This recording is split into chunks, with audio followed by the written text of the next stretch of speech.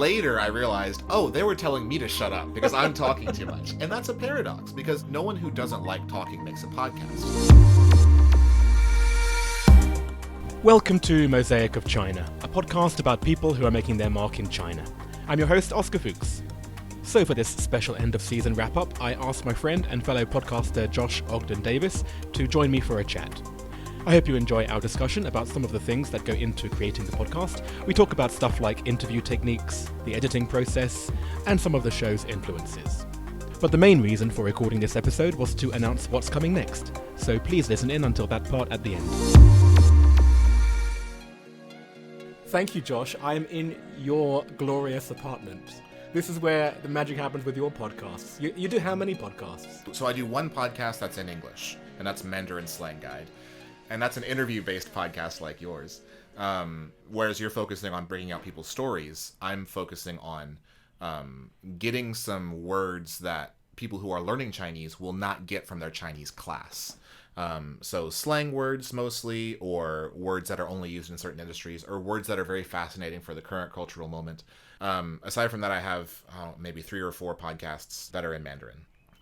And the philosophy for these podcasts are just completely different, right? Mm-hmm. And I'm very curious about your philosophy behind Mosaic of China, because you've talked about it a little bit before, like your reasons for starting it, but I'm curious, like, what is the philosophical underpinnings of this? What's the nut? Oh, wow. That's a hard question to jump straight into. Tell me the deepest thing right off.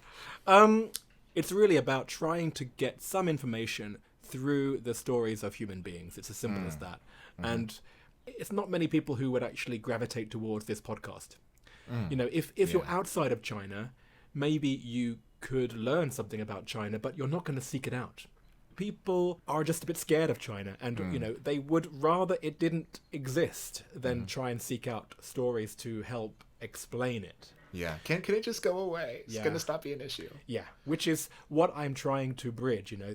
But then you flip to people who are in China.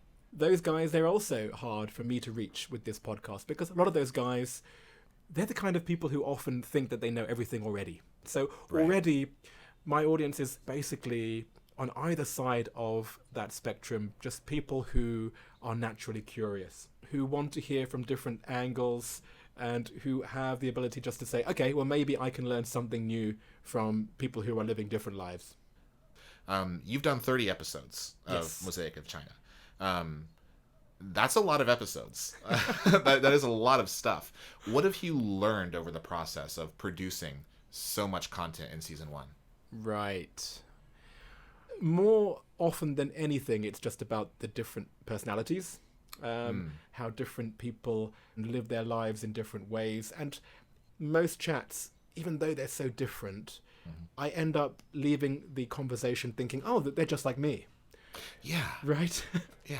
That was something which I think I came into this already knowing. But I guess the experience of going through it, it has galvanized that thought. Yeah. And that ties back to what you said earlier about how sharing stories is a great way to bridge this gap between people in the West and people in the East who think very differently and are increasingly viewing each other with suspicion. I'm curious about, what do you wish you had known before you started? I would say the process of learning as I went along was something I would not change. Yes, absolutely. I mean, of course, I also learned a lot before I started. I mean, meeting people like you was really helpful. Yeah, we met at Podfest. That's right. 2 years ago? 1 year ago? Something like that? But then you only really realize how you're going to do it once you get started. I mean, it's like anything. It's like any new job. It reminds me of when I started off as a headhunter. And day one, you had to give people career advice. Yeah. Yep. You know, and then you do it over and over again until it finally clicks, and then you sort of become it. Right. Now that I've sort of can look back at the last 30 episodes, I think that has really been the process that I would not change. And actually, it sort of bleeds into my worries for season 2, actually, because with season 1, so all the people who were guests, they were doing it in a very experimental mindset. You know, they had, for the most part, never heard any episodes yet. Right, yeah. Because I recorded a lot before I even released the first episode. Yeah. They didn't know how it was going to sound. They didn't know how other people would answer the questions and how theirs would compare. Right, yeah. So what I am worried about with season 2 is that people are going to be more knowing about it. Yeah. That's something that people who listen to the podcasts don't really know. So creating something from nothing. What is this podcast? There's a journey that happens as a podcaster that we almost kind of have to hide from our listeners because it's not really about us, is it? It's about the topic that we're doing. Right. Yeah. It's all very sort of self-reverential, talking about, the process of the podcast. But yeah, I mean, that's the only thing that I would say to answer that question. I think otherwise it has more or less landed where I thought it would be. Let's jump into a little bit of the nitty-gritty. I want to talk a little bit about your interview techniques because that's something that you do a lot more of than I do. How do you approach an interview? What's your preparation like for interviewing someone? Well, I think researching the person is pretty important. So in my mind, I've prepared a few questions where I think I know where the conversation will go. But I don't know if that's technique. It's just being a good conversationalist, I suppose. Yeah. In terms of technique, I guess shutting up is my key technique.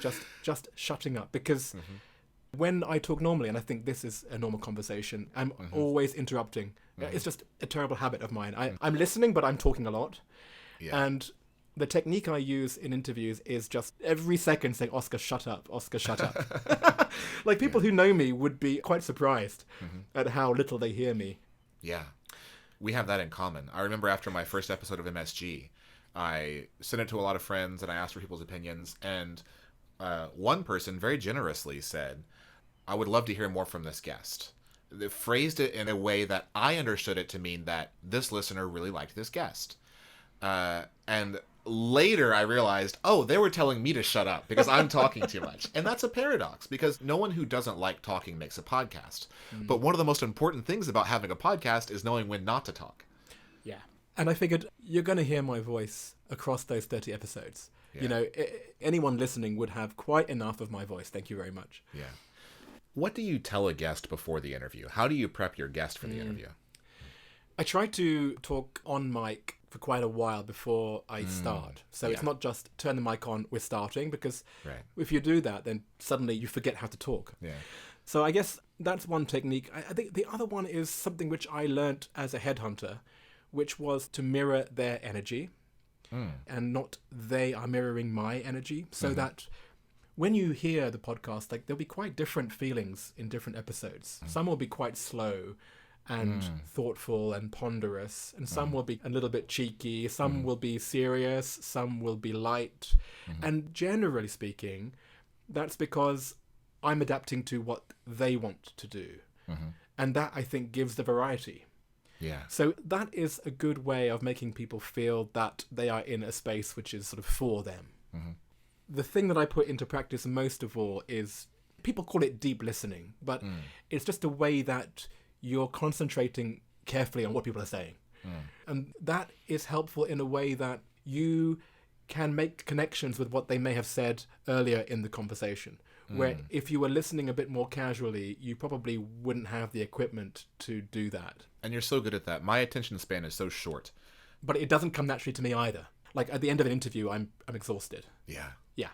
Let me ask you this very stereotypical artist question. Tell me about your influences. That's good. Yeah. Wow. Actually, people would recognize some of the influences, I would say, in my podcast.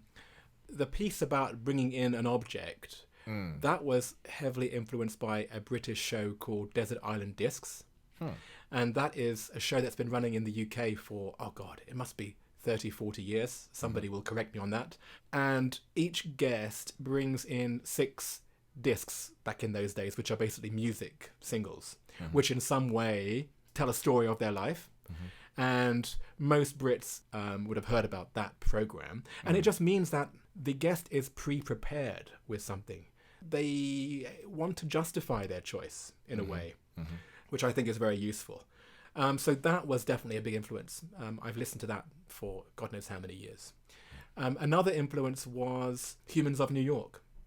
Oh, yeah. Right? I'm sure you would have heard of it. It's the Facebook group where it doesn't matter who you are. You could be the banker, you could be the beggar on the street, but you've got your story. You can tell the obvious parallels to Mosaic of China. I mean, I wish I could interview the beggar on the street here, but mine is an English language podcast. Can you share with us what are some of the most memorable moments for you? And I've listened to every episode of Mosaic of China. It's a weekly ritual for me. And I know what I've really enjoyed. But from your point of view, what's going to really stick with you? It's really hard to choose because some were way back in. I mean, it could have been a year ago. It could have been April of 2019. Yeah.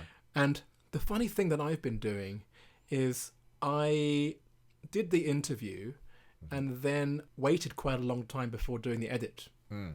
So I think most of the surprises, which probably isn't what you were trying to go for with your question, but most of the surprises came in listening to the interview, where I was like, wow, I don't remember saying that. I think in the interview itself, I mean, the one that springs to mind is the episode with Emily Madge, who was the aquarium leader. The fish facts. The fish facts. Yeah. She came up with the most bizarre fish facts, and a lot of them were quite rude. I ended up cutting out quite a few. Aw. And that bleeds into my next question, which is, what have you cut out that you wish that you didn't have to cut out? I always have that. Like, either we get onto politics or someone makes a dirty joke and I have to cut it out, but I feel so sad because I just love that moment and I love that it was recorded, but I can't share it. Have you had that? Yeah, there's been a few of those. There's been a few. I think Roz, she was the immersive theatre producer. She had some quite dirty jokes which I had to cut in the end. Actually, it wasn't because they were too dirty, but somehow they didn't get picked up on the mic very well. So it was a quality thing. Yeah. I mean, there have been other things too. Lexi, who was the cookie entrepreneur, her story about the employee who ended up cheating on her. That went down a very interesting story, which in the end I had to cut just because it got a little bit too personal. Yeah. But actually, I want to always protect the guest. So of course, I would always err on the side of making them look good and making them feel comfortable. I mean, I always share the recording with the guest before I release as well, actually. So that's great. Yeah, I try and do that a couple of weeks before we're due, so they can always come back and say, no, yes, whatever. You're so organized. I usually, as soon as I'm done editing, I just launch. I'm usually down to the wire. Oh, well, I guess I've made my life very difficult because there's a lot of things that I'm juggling, which means that I can't be as quick. I mean, I wish I could actually. I guess if I think about what I have cut, I did used to worry about that a lot. Honestly speaking, nowadays I don't worry about it so much. I think about the sculpture, the person who is chipping away at the rock to make the sculpture. Right. Like there might be some really nice pieces of rock that you could have used, but ultimately, if it's not part of the sculpture, then what are you going to do? Yeah. So, what's next? Where's Mosaic of China going from here? Right. Well, there's bad news and good news. Yeah. The bad news is that I should have been recording season 2 by now. Oh, but you're not. I'm not because, well, the obvious reasons. We are still in this weird limbo period. A lot of my guests are still not in China. Right. They, when the music stopped, they were outside of China. Yeah. So I could try and do it over Zoom, but I think the intimacy of being in the same room, I think is quite important to the podcast. So I'm not going to do it until perhaps there's a chance for those guys to come back. Even people who are here in China, which is the majority, I would say, of season 2, you're still not in your normal routines. You're still, your mind is still completely off kilter. Yeah. And so I want to give it a chance for people to start to get back to whatever the new normal becomes. Yeah. So that the virus doesn't infect, to use a word, the entire season. I think, of course, there will be some references to before and after coronavirus, because I think that's going to be just what's going to happen. There's definitely going to be a difference of lifestyle. But if I started to record now, it would just be all about it. So I have no choice but to have a bit of a pause. And you know what? Some people in season 2 will not come back to China, and so I have to switch those guys out. And there are other people whose circumstances have changed and they no longer want to be in season 2. The rule was that you couldn't say a referral unless they'd already said yes to season 2. But people are free to say no at this point. The good news is that I have been busy during my coronavirus self-isolation. I'm waiting with bated breath.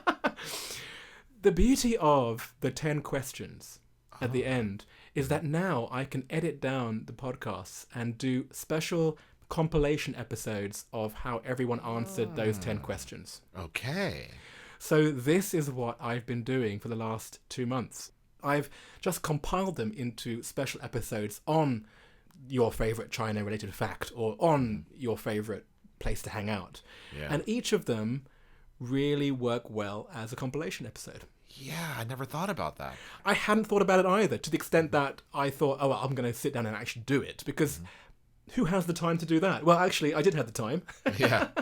Yeah. And I've really enjoyed doing that, because it's nice to hear all the different voices of the season together in one episode. Yeah. And it sort of, at the same time, makes me feel that these 30 people, even though they're so different and some have never even met each other, they all sort of belong together. Yeah. And so I think without these compilations, they all stand alone.